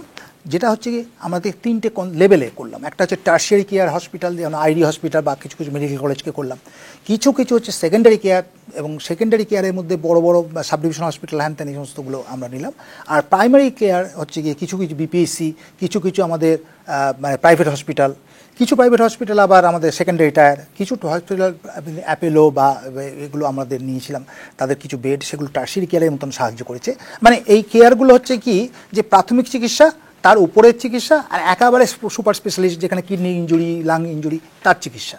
তো সেই জায়গায় আমরা সেরকমভাবে ভাগ করে দিলাম। কমিউনিটি লেভেলে আমরা কিন্তু প্রচুর আমরা সমস্ত ট্রেনিং দিলাম। আর একটা জিনিস করলাম পরের দিকে, সেটা হচ্ছে কোমরবিডিটি। আমরা যখন দেখতে পেলাম যে কোমরবিডিটির জন্য এত আক্রান্ত হচ্ছে, তখন আমরা একটা কুইকলি কোমরবিডিটি সার্ভে করলাম, বিশেষ করে আরবান এরিয়ায়। কোমরবিডিটি সার্ভে করে প্রত্যেককে চিহ্নিত করলাম কার কার মধ্যে কোমরবিডিটি আছে, বাড়ি বাড়ি গিয়ে আশারা করলেন, এবং তারপরে তাদেরকে সঙ্গে সঙ্গে কোমরবিড মানুষদের মানে মূলত ডায়াবেটিস এবং হাইপারটেনশন, তাদেরকে কিন্তু চিকিৎসার আওতায় নিয়ে এলাম যাতে করে কন্ট্রোল থাকে, এবং সেকেন্ড ওয়েভের জন্য তাদের প্রস্তুত করলাম। এটা কিন্তু খুব ইম্পর্টেন্ট জিনিস যে আমরা তার আগে আপনারা জানতেন সেকেন্ড ওয়েভও আসবে। হ্যাঁ, অবশ্যই। দেখুন তখন কি হয়েছে, সবাই আপনারাও সবাই জানতেন যে চলতে থাকবে, 3-4 বছরের আগে শেষ হবে না, এবং মোটামুটি তাই হয়েছে, 3 বছরই অলমোস্ট লেগেছে। কিন্তু আমাদের মোটামুটি ওমিক্রন আসার পর যতটা দূর অবধি যাওয়ার কথা ছিল ঝট করে কমে গেল। কেন? ওই যে ওমিক্রন কি করলো, অনেক বেশি লোক দাউ দাউ করে সবাইকে ইনফেকশন করে দিল, দিয়ে প্রোটেকশন করে দিল, আর এত বেশি সবাই ওমিক্রন পুরো জায়গাটা জবরদখল করলো, ডেল্টাকে সরিয়ে দিল, আর ডেল্টা রইল না। সেই জন্যে ওমিক্রন যেহেতু আপার হ্যান্ড নিয়ে নিল সমস্ত সংক্রমণ ওমিক্রন দিয়ে, আর ওমিক্রন সবাইকে ছুঁয়ে দিল, তার মানে সবাইকার মধ্যে প্রোটেকশন হয়ে গেল। সেই জন্যে ওমিক্রনের পরেই জিনিসটা ডুবে গেল, মানে কোভিডের। কিন্তু এখনও ওই ওমিক্রনের নানা রকম ভ্যারিয়েন্টগুলো বেরোবে এবং আগামী দিনেও আসবে, এবং মধ্যিখান থেকে কখন যে আবার ডেল্টা ভ্যারিয়েন্ট থেকে বা কেউ কোন ভ্যারিয়েন্ট থেকে কীভাবে কোন মিউটেশন হবে আমরা কেউ জানি না। প্রস্তুত থাকতে হবে, সতর্ক থাকতে হবে, সবসময় অবজার্ভ করতে হবে। এবং WHO কিন্তু সারা পৃথিবী জুড়ে সার্ভেলেন্স কর্নার রেখে দিয়েছে। বেশ কিছু হসপিটাল তারা হচ্ছে গিয়ে আপনার সেন্টিনেল সার্ভেলেন্স বলা হয়, সেই সমস্ত জায়গায় তারা কিন্তু রেগুলার টেস্ট করছেন, এবং সেইখান থেকে তারা দেখছেন ভাইরাসগুলোকে জেনোম সিকোয়েন্সিং করে যে কোনো নতুন স্ট্রেন আসছে কি না, সেই স্ট্রেনটা কীরকম ধরনের। এবং এই যেটা বললাম আরেকবার, যে ভাইরাসগুলোকে তারা 3 রকম ক্যাটাগরি করেন। যেটা খুব সিরিয়াস সেটা হচ্ছে ভাইরাস ভ্যারিয়েন্ট অফ কনসার্ন, উদ্বেগজনক। 2 নম্বর যেটা হচ্ছে গিয়ে মোটামুটিভাবে সেটা হচ্ছে গিয়ে ভ্যারিয়েন্ট অফ ইন্টারেস্ট, এখনও বলতে পারছি না এটা কী হবে, সেই জন্য ভ্যারিয়েন্ট অফ ইন্টারেস্ট। আর এখন যেগুলো রান করছে সেগুলো হচ্ছে ভ্যারিয়েন্ট ফর মনিটরিং, এগুলোকে জাস্ট নজরে রাখো, মনিটরিং করো। আচ্ছা, তো আরেকটা জিনিস হচ্ছে যে এই যে আপনারা সেই সময় করেছিলেন যে মাইক্রো কোয়ারেন্টাইন যেগুলো করেছিলেন, তো সেটার উদ্দেশ্য কি ওটাই যে যাতে কোনোভাবে হ্যাঁ, দেখুন প্রথম তো আমরা লকডাউন করে দিলাম, কোনো জায়গায় কেউ বেরোতে পারবে না, রাইট।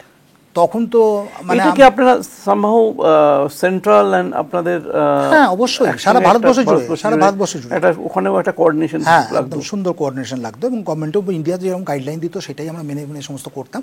তবে স্টেট আমরা নিজেরাও কিছু কিছু গাইডলাইন করতাম, এবং ভারতবর্ষ যখন যেদিনকে আমাদের লকডাউন করেছিল আমরা তার আগের দিন থেকে লকডাউন করেছিলাম।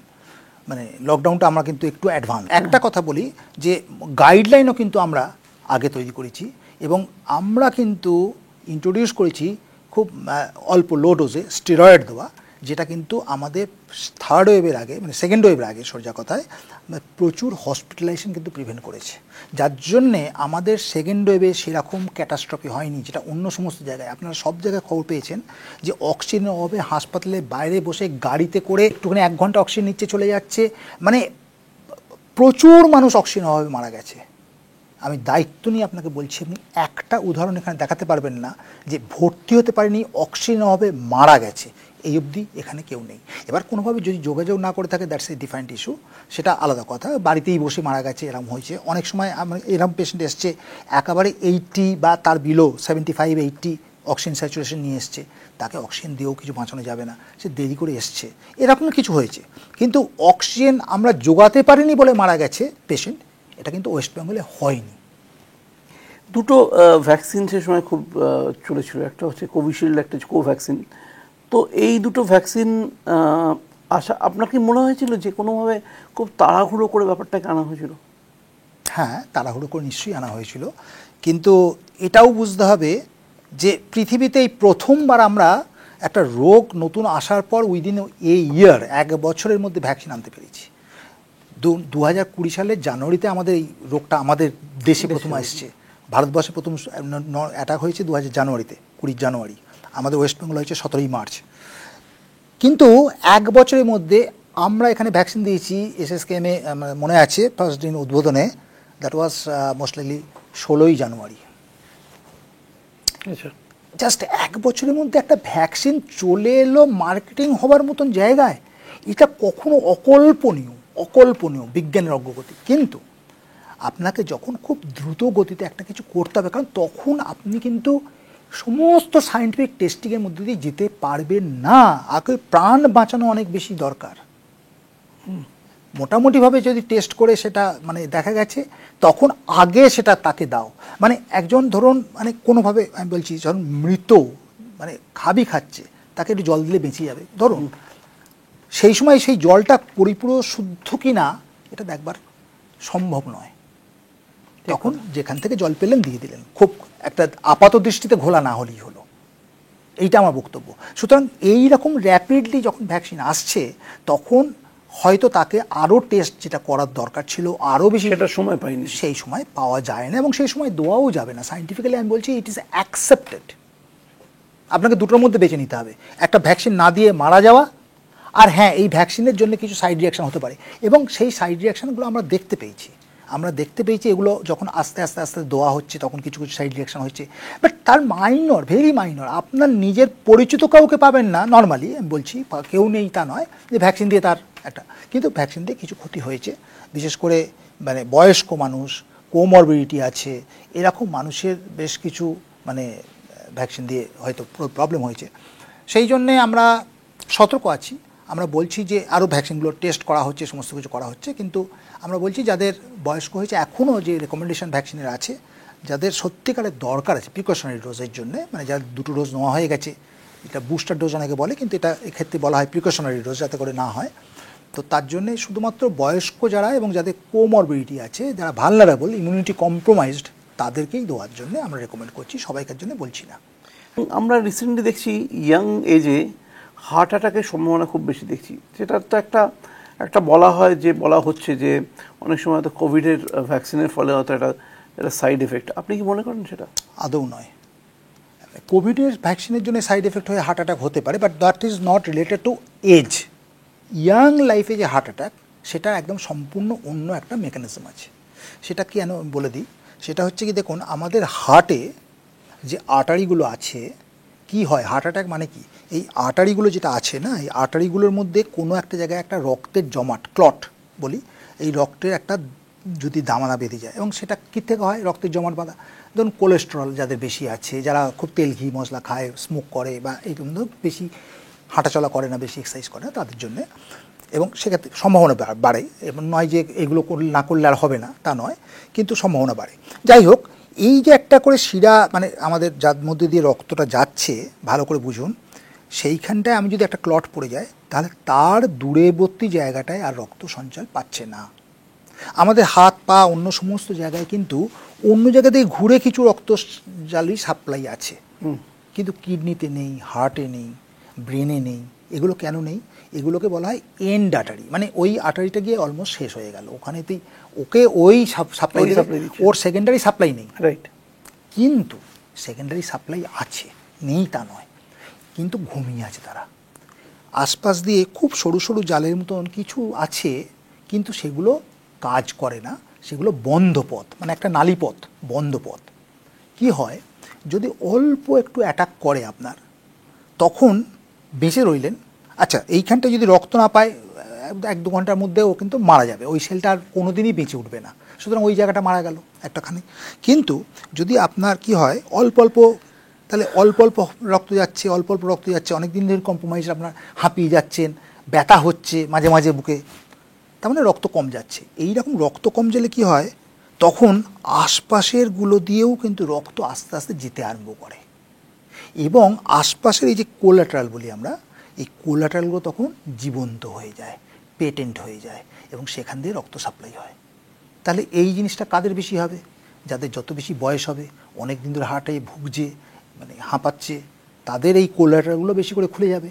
সেই জন্য 60 বছরের ওপরে যদি হার্ট অ্যাটাক হয়, বাঁচার সম্ভাবনা বেশি, কারণ তার কোলাটারালগুলো অলরেডি অ্যাক্টিভ, খুলে গেছে, অলরেডি অ্যাক্টিভ। আচ্ছা। কিন্তু 25 বছর, 30 বছর, 35 বছর তার কোলাটারাল খোলার কোনো দরকার হয়নি।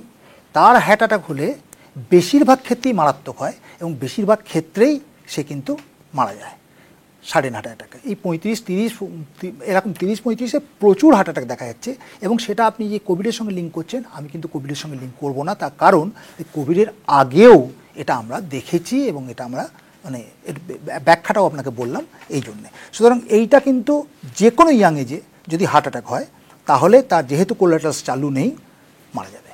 আচ্ছা, তাহলে আপনার কি মনে হয় যে এবারে গোটা বিষয়টা স্ট্র্যাটেজি কী হওয়া উচিত? দেখুন, এই পরিস্থিতিটা আপনি ইনফ্লুয়েঞ্জার, এখন আমাদের ভীষণ গা সওয়া হয়ে গেছে, আমার ইনফ্লুয়েঞ্জা কোভিডটাও এরকমই হয়ে যাবে, হয়তো আরও 10-15 বছর 20 বছর লাগবে।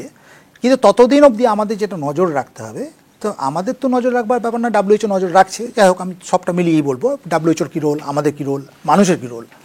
তো সেটা হচ্ছে ডাক্তারদের যেটা রোল আমাদের এখানকার, তাদের বলবো যে যদি এই রকম আমাদের সিমটম আসে, বিশেষ করে তার আগে একটা জিনিস বোধহয় বলে নেওয়া দরকার, সেটা হচ্ছে কি শুধু কোভিড নয়, WHO যেটা প্রেডিকশন করছে যে আগামী দিনে এই রকম নানা রকম রোগ আসতে পারে, এবং সেটা মূলত কিন্তু শ্বাসতন্ত্র দিয়ে ছড়াবে, এই রকম রোগ আসবে। আচ্ছা, বলছে এটা?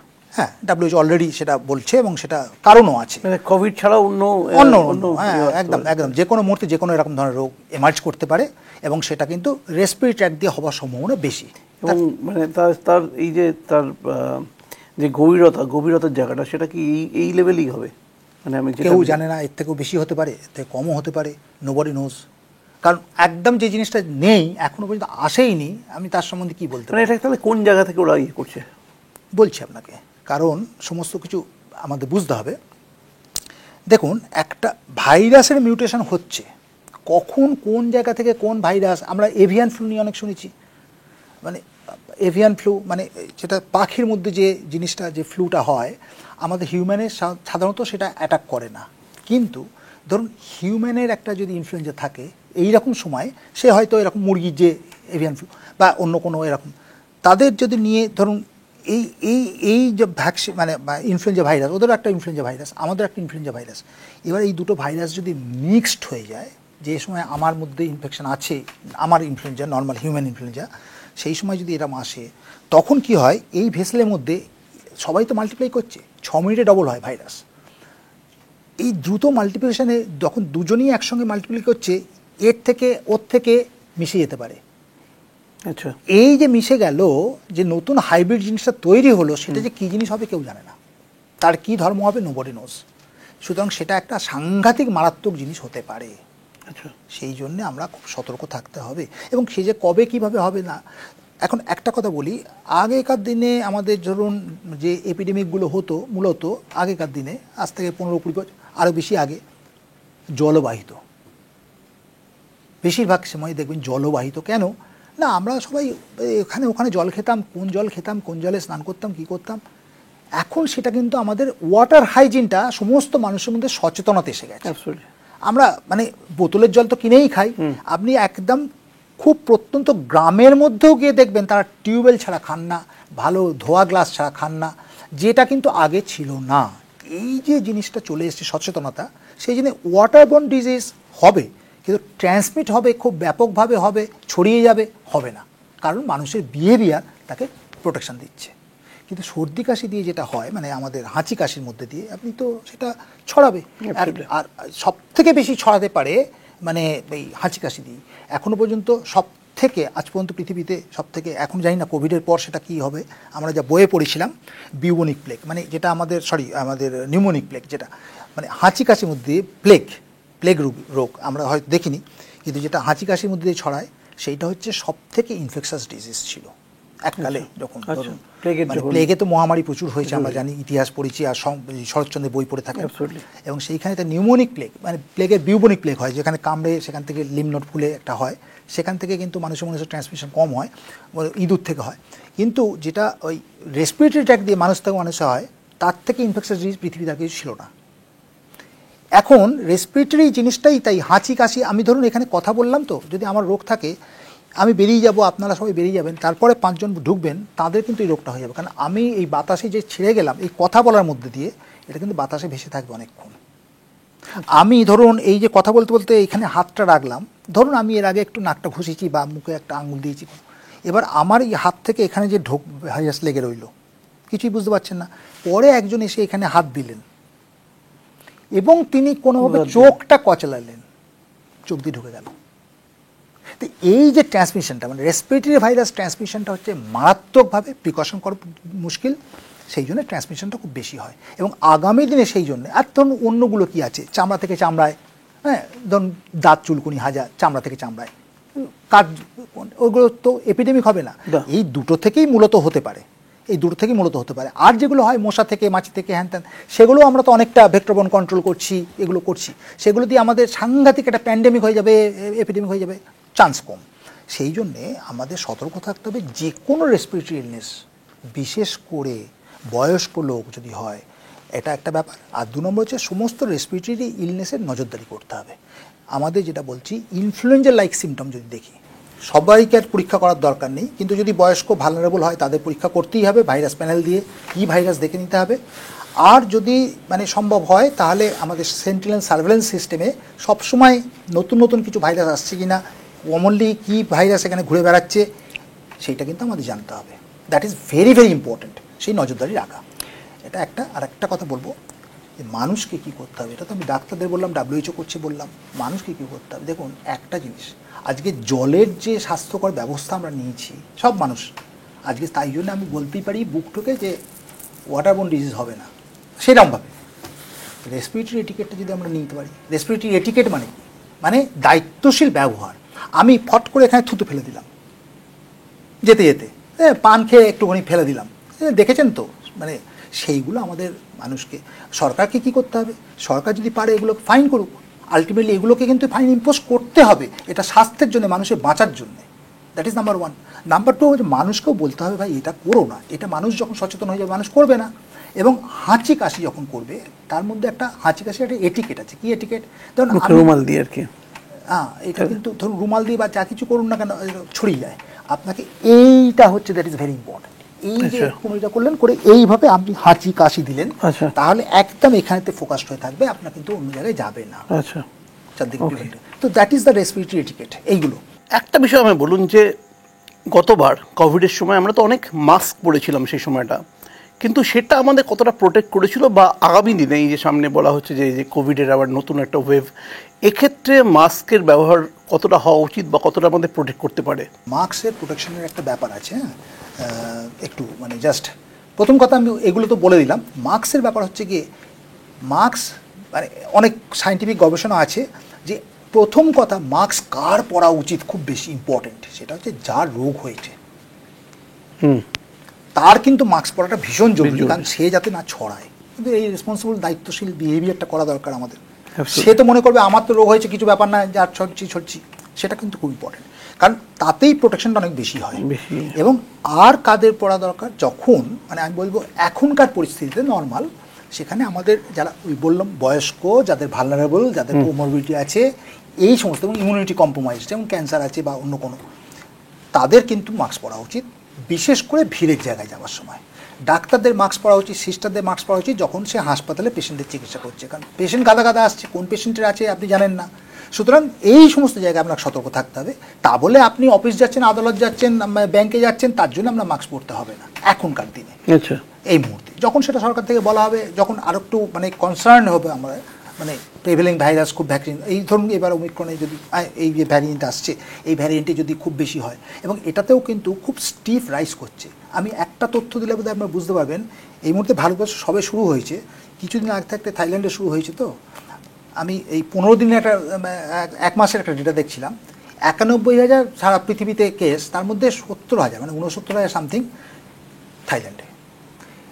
হ্যাঁ, পুরো পৃথিবীর 90,000 91,000-এর মধ্যে 70,000-ই একটা দেশের। কেন? একটা খুব ছোট জায়গা। কেন? তার কারণ হচ্ছে ভীষণ র্যাপিড। এবং ইন্ডিয়াতেও মানে মে মাসের গোড়াতে বোধহয় 135-130 কেস ছিল, এই কদিনের মধ্যে কিন্তু এটা 3,500 3,700 মতন কেস হয়ে গেছে। আমি গতকালের যা তথ্য দিলাম, 3,700 মতন কেস হয়ে গেছে। এই যে র্যাপিডলি, এবং যে গ্রাফটা বাড়ছে, গ্রাফটা এইরকমভাবে বাড়ছে, that is almost 75 degree inclination. তার মানে ওমিক্রনের মতন কিন্তু এই মারাত্মক যাবে, এটা কিন্তু বোঝা যাচ্ছে, মানে সংক্রমণ। আর একটা কথা আপনাকে জিজ্ঞেস করবো যে আপনি যখন সেই সময় কোভিডটা এলো, সেই সময় আপনি এই রাজ্যের স্বাস্থ্য অধিকর্তা, সেই সময় আপনার রুটিন কী ছিল, এবং ন্যাচারালি বাড়িতে আপনাকে সেই সময় কী বলা হতো? না, বাড়িতে আমার চিরকালই দেখে এসছে যে কোভিডের জন্য, হ্যাঁ কোভিডের জন্য যেটা হয়েছে, শনিবার রোববারগুলো বন্ধ হয়ে গেছিলো, মানে টানা আমি 8 মাস ছিল একদম, একদিনও ছুটি নিইনি, সেটা আলাদা কথা। আর যেরকম আমি বাড়িতে এইরকমভাবেই কাজ করতাম আর কি। সকালবেলা 6টা সাড়ে 6টার সময় উঠে আমি ল্যাপটপ খুলে দিতাম, আমার ওই ল্যাপটপে অফিস টফিস দেখছি বা কিছু পড়াশোনা করছি, করতে করতে 8টার সময় খাওয়া দাওয়া করলাম, করে বেরিয়ে এলাম অফিসে 8:30 9টা অবধি তো রোজই করতাম। বিশেষ করে আমি সন্ধ্যাবেলায় আমাদের সঙ্গে বিভূতিদা, সৌমিত্র ঘোষ এরা আসতেন, সবাইকে সঙ্গে আমরা ডিএমই সবাই মিলে আমরা খুব ওই এগুলো করতাম, আগামী দিনের স্ট্র্যাটেজি প্ল্যানিং, বিভিন্ন জায়গায় কি খবর, এটা আমরা করতাম। আর এই প্রসঙ্গে একটা কথা বলবো, আমি এটা ভুলে গেছিলাম, যে আমরা কি কি করেছিলাম, তার মধ্যে একটা খুব ইম্পর্টেন্ট, যেটা নাম মেনশন করলে হবে না, এটা আর কেউ করেনি, সেটা হচ্ছে আমরা প্রত্যেক রোববার সন্ধ্যেবেলা একটা করে 3 ঘন্টার 2 ঘন্টা থেকে 3 ঘন্টার আমরা একটা প্রোগ্রাম করতাম।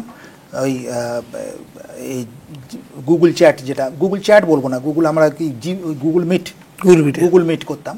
সেইখানেতে আমাদের পেরিফেরাল সমস্ত ডাক্তাররা জয়েন করতেন, এবং আমাদের ভারতবর্ষের ধরুন দিল্লির এইমস থেকে, ভুবনেশ্বর থেকে, আমাদের ভেলোর থেকে, মুম্বাই থেকে সমস্ত বিশেষজ্ঞ ডাক্তাররা, আমরা তাদের বিভিন্ন সময় ইনভাইট করতাম। প্রত্যেক সপ্তাহে তারা থাকতেন না, বিভিন্ন সময় ইনভাইট করতাম, তারা সেই সময় থাকতেন, তাদের নলেজগুলো থাকা, এবং আমরা তাদের কাছ থেকে টিপস নিতাম কীভাবে কী করবো না করবো, এইগুলো করতাম।